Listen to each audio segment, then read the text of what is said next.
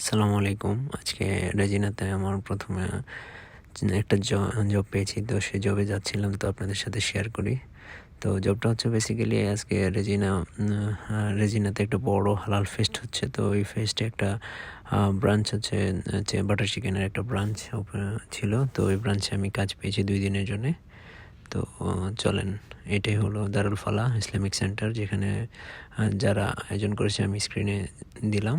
তো 2 দিন হয়েছে মূলত। সেটা হচ্ছে একটা 16 তারিখ, একটা হচ্ছে 17 তারিখ। এটা রেজিনাতে আমার জানা মতে প্রথম হালাল ফেস্ট। তো স্ক্রিনে কিছুক্ষণ আগে যাকে দেখতে পেলেন, সে হচ্ছে আমার একটা ফ্রেন্ডের কাজিন। তো ও এখানে সাপোর্ট করতেছিল অ্যাজ এ ভলান্টিয়ার। তো এখানে মোটামুটি ভালোই লাগলো যে প্রথমবারের মতো হওয়াতেও অনেক মানুষ, অনেক সমাগম, অনেকেই এই ফেস্টিভ্যালগুলোতে অংশগ্রহণ করছেন এবং যে যার সাধ্যমতো চেষ্টা করেছেন অনুষ্ঠানটাকে আরও সুন্দর করার জন্য। এবং ধন্যবাদ দারুল ফালাহ ইসলামিক সেন্টারকে, যারা এত সুন্দর আয়োজন করছে।